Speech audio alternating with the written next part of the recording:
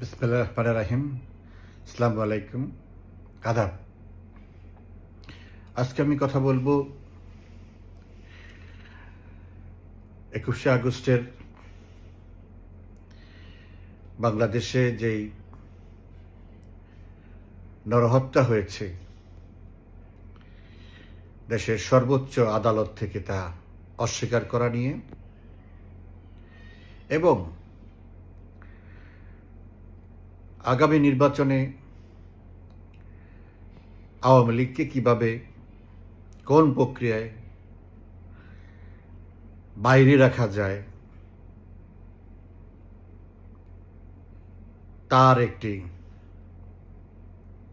নীল নকশা, অপকৌশল এবং দূরভিসন্ধি, হাস্যকর দূরভিসন্ধিমূলক কর্মতৎপরতা নিয়ে কিছু কথা। আপনারা জানেন, আজকে সুপ্রিম কোর্টের আপিল বিভাগ থেকে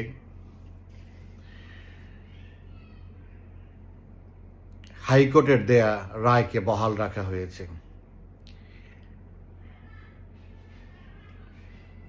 এটা বাংলাদেশের আইনের শাসনের একজন বিচার বিভাগের চরম অধঃপতনের, চরম নৈরাজ্যের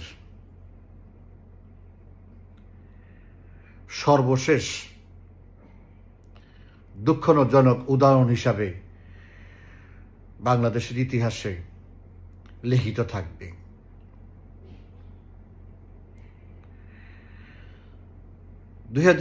সালের 21শে আগস্ট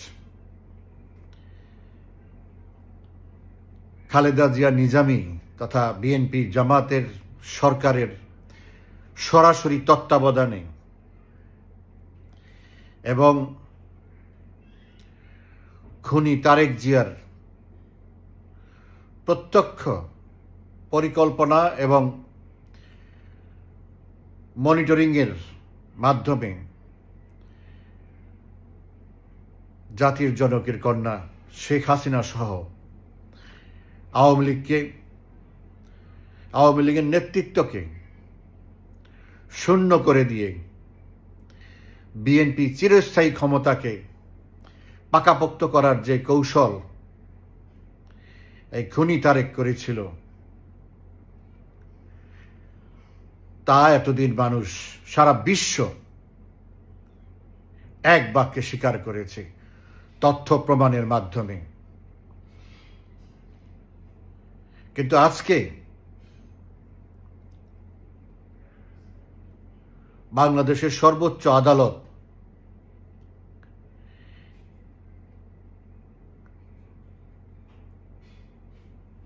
অযোগ্য প্রধান বিচারপতি, কারণ যোগ্যতায়, অভিজ্ঞতার যোগ্যতায়, জ্যেষ্ঠতার যোগ্যতায় উনি এই প্রধান বিচারপতির চেয়ারে বসেননি। ওনাকে যারা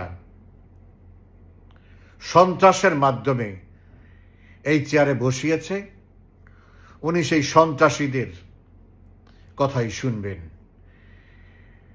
এবং উনি বাংলাদেশের প্রধান, এই সৈয়দ রেফাত আহমেদ, বাংলাদেশের প্রধান বিচারপতিদের সবচেয়ে কুৎসিত ব্যক্তি হিসাবে ইতিহাসে নিজের নাম নিজেই লিখে গেলেন।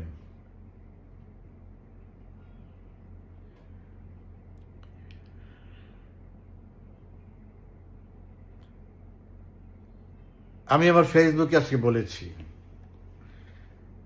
সৈয়দ রেফাত আহমেদ বাংলাদেশের সুপ্রিম কোর্টের শেষ প্রধান বিচারপতি নন, এবং আজ তিনি যা তার কলমের মাধ্যমে যে কলঙ্কের দাগ এই দেশের সর্বোচ্চ আদালতে কেটে দিয়েছেন, এটাও শেষ নয়, এখানেই শেষ না। পৃথিবী এখনই শেষ হয়ে যাচ্ছে না, কালই শেষ হবে না। নিশ্চিতভাবে পৃথিবী আরো বেশ কিছু বছর থাকবে। উনিও প্রধান বিচারপতি চিরস্থায়ী থাকবেন না, কিন্তু সুপ্রিম কোর্ট, হাইকোর্ট বা বিচারালয় ঠিকই থাকবেন। যারা আইবি রহমানকে সহ 24 জন আওয়ামী লীগের নেতাকর্মীকে হত্যা করেছে, 500-র উপরে আওয়ামী লীগের নেতাকর্মীকে আহত করেছে, এ বিচার বাংলাদেশে হবেই।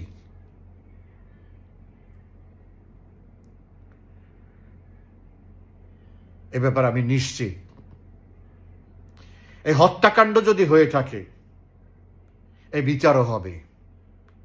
যারা এই হত্যাকাণ্ড ঘটিয়েছে তারা শাস্তি পাবেই, সেটা যতদিনই লাগুক। যদি মরেও যায়, মরণোত্তর বিচার হলেও হবে। আর আমরা যেন ভুলে না যাই,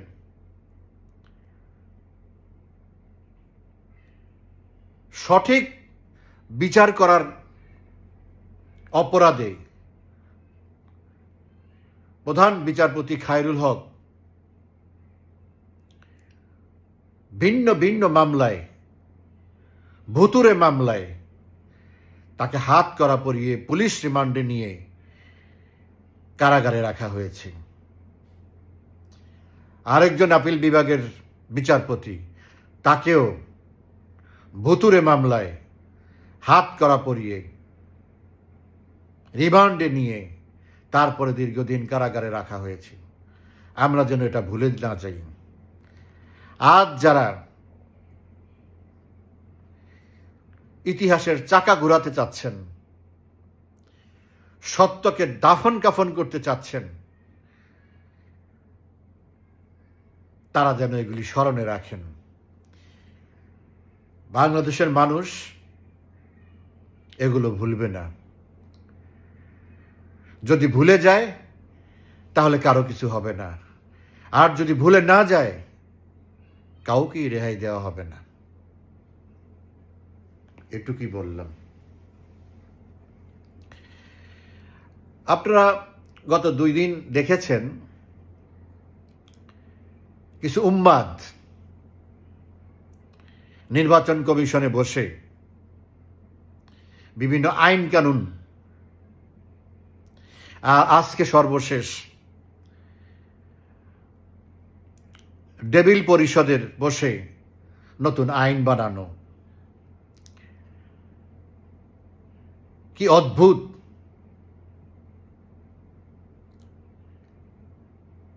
এই দেশ চলছে।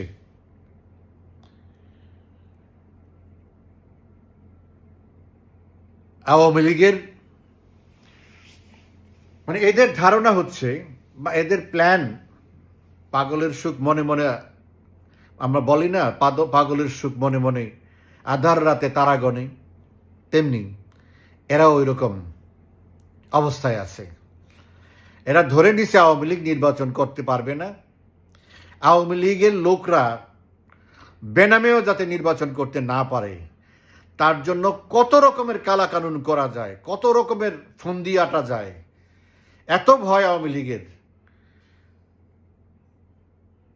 দল হিসাবে, মার্কা হিসাবে না হলেও কোনোভাবে যদি দাঁড়িয়ে যায়, দেশের মানুষ তাকেই ভোট দিবে। এই যে একটা চিন্তা, এটা হলো বাস্তব চিন্তা। আওয়ামী লীগকে দেশের মানুষ ভোট দেওয়ার জন্য, আওয়ামী লীগের পক্ষে রাস্তায় নামার জন্য প্রধানমন্ত্রী শেখ হাসিনার নির্দেশের অপেক্ষায় এই দেশের কোটি কোটি মানুষ। এই ভয় তাদেরকে পেয়ে বসেছে। এখন নির্বাচন কমিশন, তারা তো আর বেকার থাকবে না, তাদের তো কিছু করতে হবে। তো এই করতে গিয়ে এখন তারা যাতে করে কোনো রকমে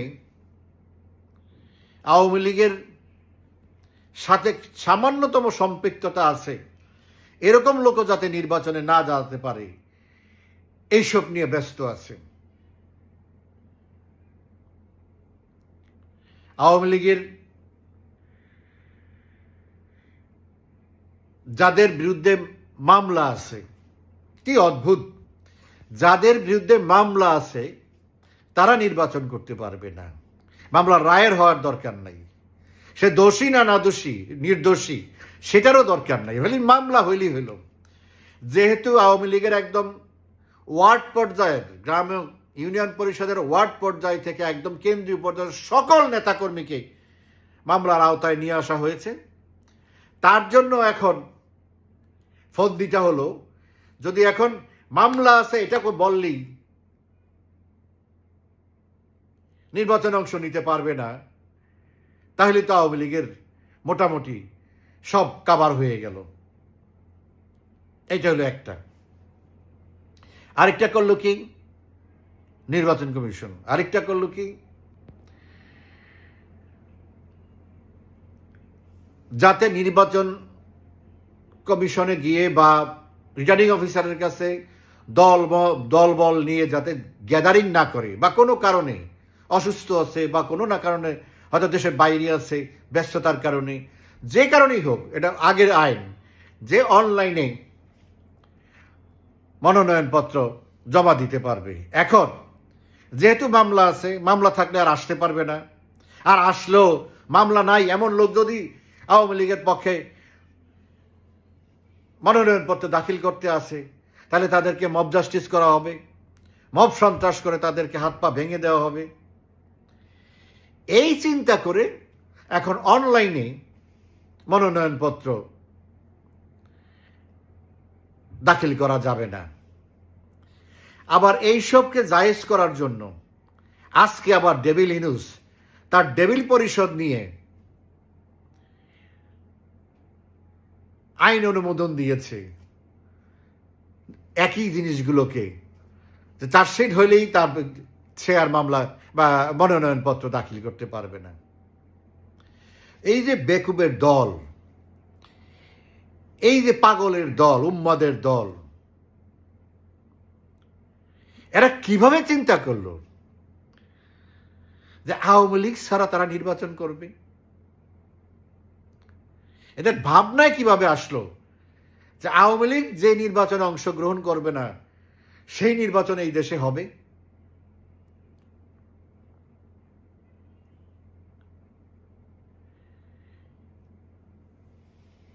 যারা আওয়ামী লীগ এখন পর্যন্ত মাঠেই নামে নাই, এই ভয়ে যারা ঘুমাতে পারে না, রিডাবল ওষুধ খেয়ে তারপরে ঘুম আসে না, তারা মানুষকে কিভাবে বিভ্রান্ত করে, যে মানুষকে বুঝাতে চায়, শান্ত করতে চায় যে আওয়ামী লীগ ছাড়াই আমরা নির্বাচন করে ফেলতে পারবো, এটা সেটা করে।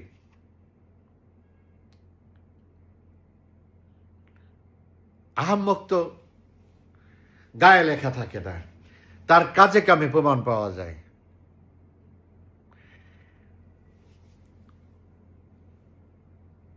একটা গল্প বলি, এখনই মনে পড়ল।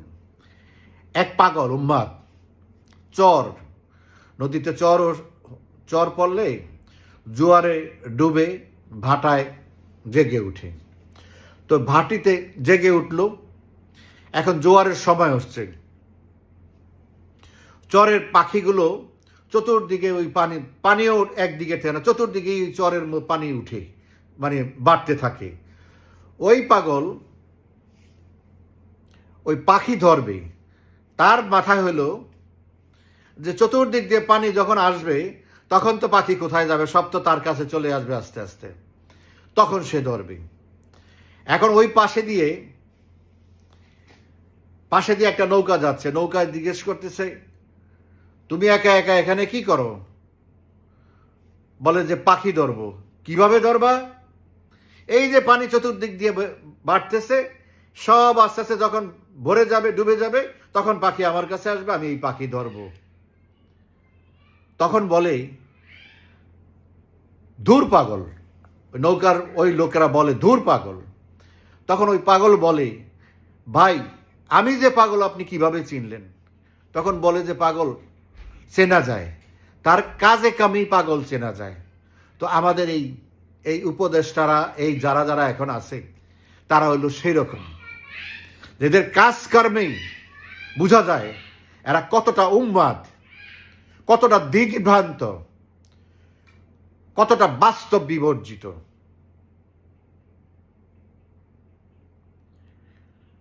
এই নির্বাচন কমিশন কি ভুলে গেছে যে তাদের জন্য কি অপেক্ষা করতে হবে, করতেছে? নুরুল হুদা সাহেবের মতো একজন বীর মুক্তিযোদ্ধা, রণাঙ্গনের মুক্তিযোদ্ধাকে যেভাবে অপমান করা হয়েছে, এই কয়েকটি কাজের মাধ্যমে, আগে তো একটা চিন্তা ছিল যে নির্বাচন কমিশন বাতিল, তারপর নতুন নির্বাচন করে তারপর নির্বাচন করা হবে, আগামী নির্বাচন করা হবে। কিন্তু এখন এই অতি উৎসাহী যারা কিছুদিন আগে বলছে যে এই সংস্কার কমিশন থেকে সুপারিশ আসছিল, তারা একটা সুপারিশ দিয়েছিল যাদের বিরুদ্ধে মামলা আছে তারা নির্বাচনে অংশগ্রহণ করতে পারবে না, তারপরে এই মনোনয়নপত্র অনলাইনে দাখিল করতে পারবে না। এই নির্বাচন কমিশনাররাই, এই নাসির উদ্দিন সাহেবই বলেছে না, এগুলি অপপ্রয়োগ হবে, অপব্যবহার হবে, এটা করা যাবে না। এই স্টুপিড লোকজন এখন নেশাগ্রস্ত হয়ে, গাঁজা খেয়ে এমনভাবে মাতাল হয়েছে, উন্মাদ হয়েছে যে এখন তারা ওইটাই মেনে নিচ্ছে। তো এইসব করার মাধ্যমে তারা তাদের ভাগ্য নির্ধারণ করে দিয়েছে, ভবিষ্যতে তাদের কি উপায় হবে। তারা শুধু এই পদেই খোয়াবে না, তারপরে গুনে গুনে এসব অপকর্মের মাসুল দিবে। দুদক, নির্বাচন কমিশন, এরা তো হলো প্রথম, বিসমিল্লাহ করি এরা নাই, তারপরে হলো দুদক।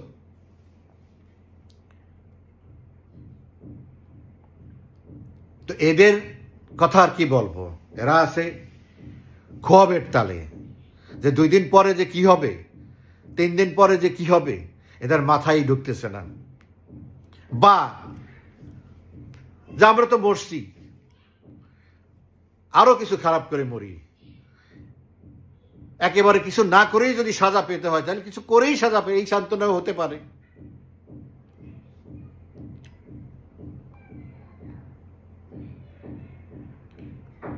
আর বিএনপি কি তালে নাচে। বিএনপি এখন বলুক না, তারেক প্রবাসী, তাদের প্রবাসী অনলাইন নেতা আর কতদিন অনলাইনে থাকবে? এখন তো মামলা শেষ, আজকে আসুক না মামলার মানে নির্বাচন করতে। নির্বাচন করতে তো আসতে হবে, যদি মনোনয়নপত্র এই এই এই অনলাইনে তো যদি মনোনয়নপত্র না দাখিল করার প্রভিশন থাকে, ধরে নিলাম ইলেকশন হবে, তো তাকে তো আসতে হবে মনোনয়নপত্র সাবমিট করার জন্য। আসবে, আসুক না। এই ওরাই এটা বলবে যে না, এটা করা যাবে না, কারণ এটা আইন মন্ত্রণালয়ে পাঠাইছে, আইন মন্ত্রণালয় অ্যাপ্রুভ করলো না অনলাইনের ব্যাপারটা। কারণ তাহলে তো নির্বাচন করতে হলে তারেক আসতে হবে, বা আবার নতুন ফোন দিয়ে আসতে পারে যে কোনো রকমের এই দানাই ফানাই করে একটা নির্বাচন করব, তারপরে বিএনপি নির্বাচনটা যদি করে ফেলতে পারি তাইলে বিএনপি তো সংখ্যাগরিষ্ঠ পাবি, তো একজনকে রিজাইন করায় সেখানে উপনির্বাচন করায়, তারপরে তারেক আসবে, দেশের প্রধানমন্ত্রী হবে, লাল কার্পেট দিয়ে সম্বর্ধনা জানাবে, এই স্বপ্নও দেখতে পারে। কারণ ও তো নিশ্চিত না হওয়া পর্যন্ত বাংলাদেশমুখী হবে না, পূর্বমুখী হবে না। বাংলাদেশ তো লন্ডনের পূর্বে, ও এদিকেই তাকাবে না। সেই সাহস, সেই অবস্থায় তারেক জিয়া নাই। তো বিএনপি কি ভুলে গেছে তাদের নেত্রী? তারা 5 বছর ক্ষমতায় থেকে অর্থবিত্তে দুর্নীতি ওইটা সেটা করে শক্তি সামর্থ্য নিয়ে একটা শূন্য ভোটের নির্বাচন করেছিল। 1996 সালের 15ই ফেব্রুয়ারি সংসদ নির্বাচন করেছে। মাত্র 12 দিনের মাথায় সংসদকে ভেঙে দিতে হয়েছে। আর ওই 12 দিন সংসদে যাওয়া হয়েছে শুধুমাত্র এই যেই দাবি ছিল তত্ত্বাবধায়ক সরকার করে সারা রাত সজাগ থেকে ভোর 5:30টার সময় তত্ত্বাবধায়ক সরকার বিল পাশ করে তারপরে গিয়ে পদত্যাগ করে তারপরে বাড়িতে গেছে। এইসব ইতিহাস ভুলে গেছে। এখনকার তরুণ সমাজ তো এগুলি জানে না, বললেও বিশ্বাস করে না, ওরা তো বলবেও না। তো যারা সিনিয়র নেতা আছে তারা কি ভুলে গেছে যে তারা এখন কত করুণ অবস্থায় আছে? তাদের অবস্থান সে 96 সালের থেকে অন্তত 100 ভাগের 60-70 ভাগই তাদের সেই অবস্থান সরে গেছে।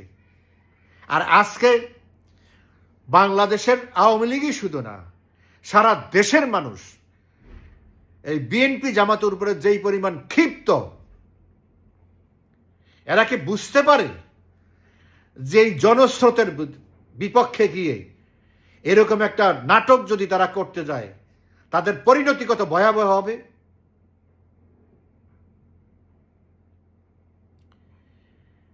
প্রধানমন্ত্রী শেখ হাসিনা রক্তপাত চায়নি, এই জন্যই উনি দেশ থেকে চলে গেছেন। যদি আরো 2-4 হাজার মানুষ মেরেও ক্ষমতায় থাকতে চাইতেন, তার জন্য এটা কোনো বিষয় ছিল না। সেই রক্তপাত এখনো চায় না, এজন্যই উনি যে কঠিন ব্যবস্থা নেওয়ার সেটা এখনো নিচ্ছে না। দেশি বিদেশি বিভিন্ন সংস্থাকে উনি সুযোগ দিচ্ছে। ওনার একটাই কথা, যেই মানুষের রক্তপাতের এড়ানোর জন্য আমি চলে আসলাম সব ছেড়ে, সেই রক্তপাত করে যদি আমাকে আবার ক্ষমতায় ফিরে আসতে হয়, দেশের দায়িত্ব গ্রহণ করতে হয়, লাভটা হলো কি? এই একটা বছরে আমি দেশটাকে 20 বছর কেন পিছিয়ে দিলাম?